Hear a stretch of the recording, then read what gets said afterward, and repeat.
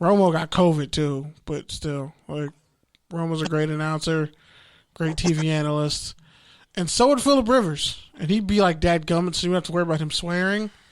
But that would be fantastic. But Rivers, I could see him moving on. The Colts, no, they don't really need him. I think he would understand if, like, yo, we kind of need to get in on this quarterback lottery. I think they're gonna get Wentz. Be a terrible mistake. I think they're gonna get Wentz. It makes sense. He's a gunslinger like Rivers. What if the Colts? He had an MVP caliber season with that. You think the Colts can't get Deshaun Watson? What's that? You think the Colts can't get Deshaun Watson? Not in their division, no. First round picks talk though. Yeah, and especially if so. but they wouldn't give a player that great to their biggest competition. I know Bill O'Brien was there for a long time. There's a lot of stupidity in that organization. Yeah, but that's the thing that's got him there. They're possibly going to be losing I think they're going to get Wentz. They'll get Wentz. Yeah, but Deshaun Watson anywhere in that thing. I wouldn't be surprised to see Deshaun Watson in the NFC next year. There's even a good chance with him going to the 49ers. The Niners will be the best pick, and that's going to be scary. Have a lot of draft capital. But I don't think you do that. I don't think you hand another team a Super Bowl. I think it makes sense though because the Texans are fucked afterwards. They don't have any draft capital. They need that. So if they give up at least a first and a second round for Deshaun, as well as I don't know. I don't know if he. I can see JJ Watt getting cut too. Think about it. I don't know what sort of dead money he has, but. Yeah, that's something I could see. They could probably send him in a trade with Deshaun Watson and just start the whole thing over. But I don't think you send him. I think, if anything, if you're Houston, you might have to trade Deshaun to Jacksonville to get that number 1 overall pick and start all the way over. I don't think they do that. No, I think they'd rather build because the benefit to take one of these quarterbacks for their rookie deal is just too high. It's just like, and he's off his rookie deal. Yeah, I don't think the Jaguars giving up on Lawrence unless they get the world for it. I would take Deshaun Watson over Trevor Lawrence. Yeah, of course. I'd rather have Fields over Lawrence after that game that we saw, but. It's Lawrence didn't have a lot of help, but still, like Fields probably has 4.4 speed. Yeah, you kind of can't ignore that and his command of an NFL offense. Yeah, the other thing with Lawrence, they're saying is he had COVID and it affects everybody different, so they don't even really know like how that will impact his stock. Well, check his heart; he should be fine. Yeah, the long term. Yeah, but everybody's different. Well, but nobody knows by that logic. There's people who had to sit out this year. Yeah, it's not like COVID's make them. But like if Michael Jordan is there, you don't not take Michael Jordan because of COVID. But Deshaun Jackson is Michael Jordan, according to Dabo. Yeah, I know. I heard that same assumption when we took Mitchell Trubisky over Deshaun Watson. That is true. And then somebody tried to say Lawrence is the greatest player in Clemson history. I was like, first off, he almost went to Tennessee. And Lawrence better than Deshaun. No, but just that argument. Lawrence being better than Deshaun Lawrence Watson. didn't get his ass whooped by Hey, did you know Taj Boyd has a podcast? Huh? Who? Tangent. Taj Boyd has a podcast. Yeah, he does. It's about Clemson football. Yeah, and it's a lifetime fan of Clemson football who I follow on Twitter. And he was like, okay, I love Trevor Lawrence, but Deshaun Watson bled. I was like, Deshaun Watson bled and tore his ACL so Clemson can get a national title. No, we're not doing that. He went against the greatest college football for Clemson. The game with Sammy Watkins and Taj Boyd. That's all I'll say. That Ohio State game, that was one of the greatest games ever in Clemson history. And CJ Spiller didn't get a Heisman invite the year he had like over 2,000 total yards. Mark Ingram shouldn't have won that Heisman, but that's a whole other story.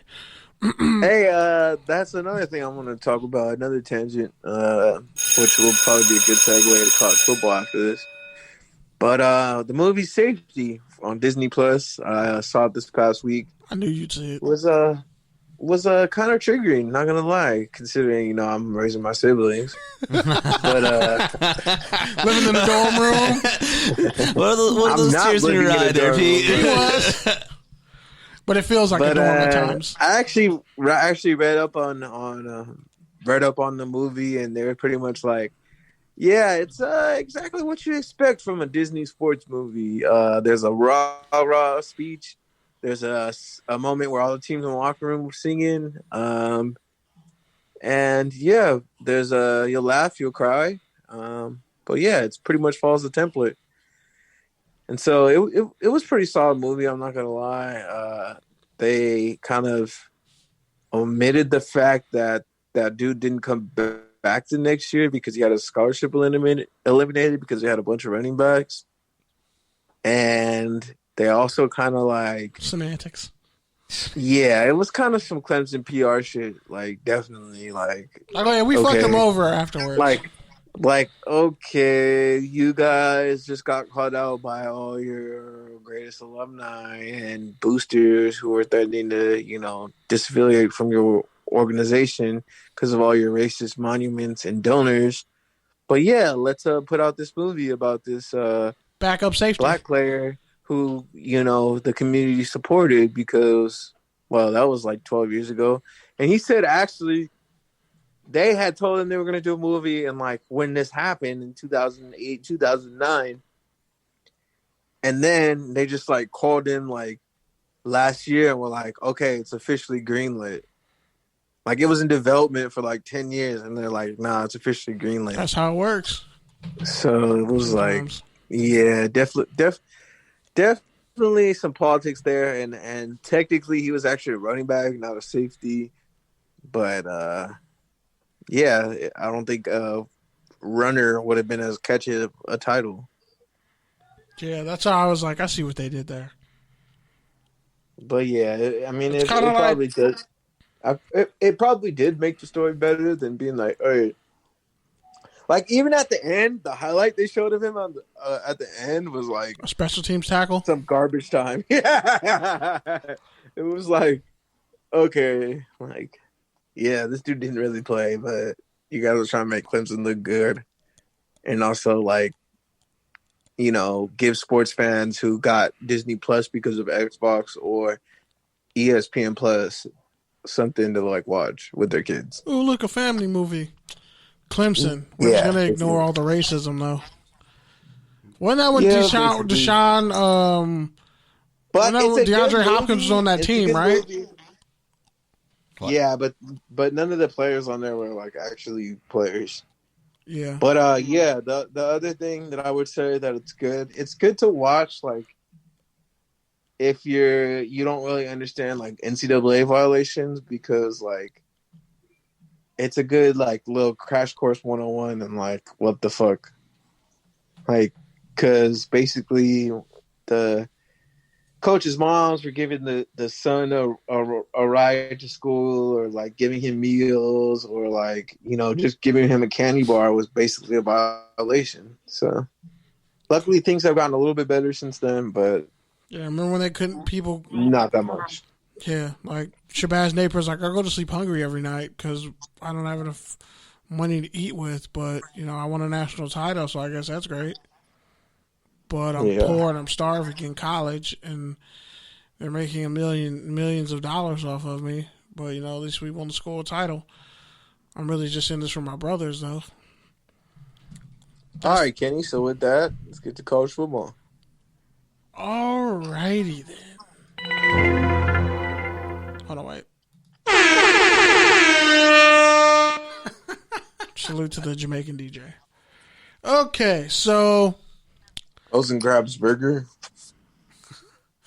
See you later, Pete. Do you put mustard on your burger? You fat bitch. Mustard's great on mustard is actually the lowest calorie and sugary condiment you can select. That is true, and it's delicious. And it comes from a seed. By the way, Mal's Kitchen in Venice, their hot mustard is insane. Just let you know. Hot mustard is really fire and slept on, and I had it on a hot dog years ago, and it changed my life.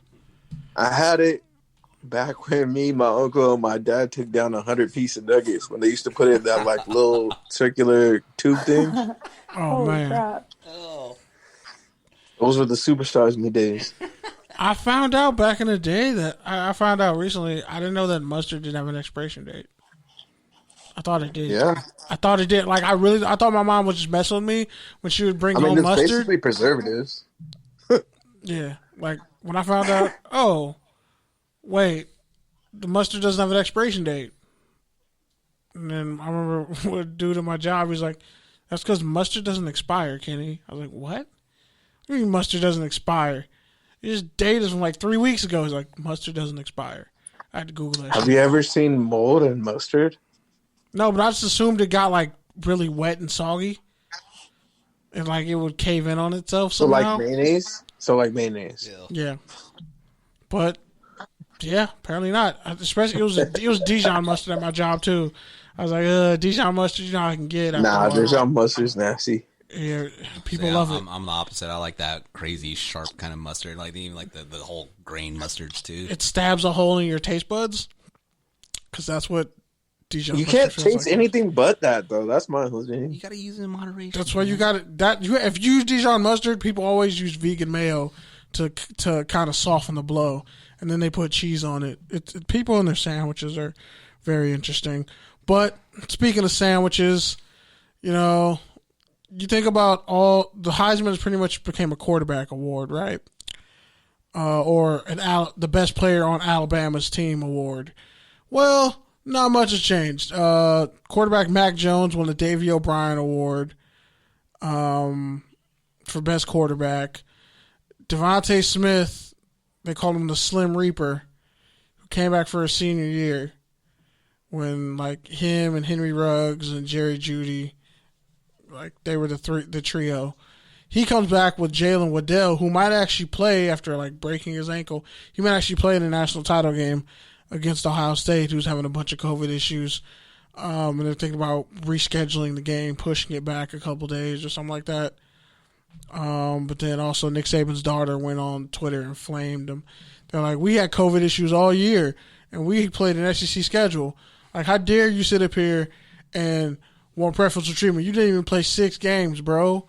You barely played 6 games. We played like 13, and we had COVID issues. That didn't stop us from playing guys and winning. Nah, if they can't play Monday night, they're trash. They don't deserve to be in the game then. Shit, she was talking that real hot shit. I respect it. Put on for your dad's team. But she has a point.